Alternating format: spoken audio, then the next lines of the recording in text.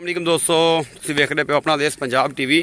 ए जनाब तुहाडा वीर ना हुण वीडियो जिहड़ी आवाज़ सबसक्राइबर वाली है ना, फस्ट टाइम च तुहानूं पता नहीं पांदा मैं, लेकिन मैंने लोगों ने मजबूर किया कि नदीम भाई तुसीं पाया करो। हालांकि मेरी वीडियो कोई ऐसी नहीं हैगी। आलम भाई की वीडियो च मझ है जिहड़ी पहले नंबर वाली सी, मझ जा रही जनाब कलर सैदा ते रवात दे नाल। और जनाब मेरा सारा कुछ जिहड़ा है ना, मेरे वीर होरी लद्दे पे डाले दे विच। ये मैं ध्यान नाल लद्दी यार, ध्यान नाल। तो ये सिर्फ मैं मजबूरी की वजह तो पा रहा कि जनाब ये जरा ना किसी किस्म का कोई मामला कोई वाधा घाटा ना हो कि यार लोग कहते नदीम भाई थोड़ा इन्नी वीडियोज़ होंदियां ने तो तुसीं जनाब माल नहीं विकदे, माल की वीडियो नहीं पाते।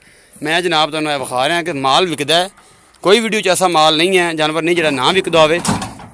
लेकिन फिर भी जो है ना टाइम नहीं होंदा इन्ना वीडियोज़ अपलोड करन दा। लेकिन अज तो बाद जरूर आप करनी है, ये गल आप छड्डनी नहीं, जरूर करनी है ये वीडियो अपलोड। बाकी अल्लाह ते अल्लाह दे रसूल दे हवाले ते जो मालिक ने करना है होना तो ही है जी। उम्मीद है कि जनाब मेरे एक दोस्त ने हफीज़ साहब उन्होंने खरीदी है तो अल्लाह पाक उन्होंने नसीबां च करे जा रही है अल्लाह ते अल्लाह दे रसूल दे हवाले। तो जनाब अल्लाह निगहबान है, पराली शराली पाती है, जंगला पान लगे ने और जनाब अल्लाह ते अल्लाह दे रसूल दे हवाले। बहुत शुक्रिया जनाब सब दोस्तों का, व्यूवर्स का बेहद मुहब्बत। तो जनाब आई लव यू।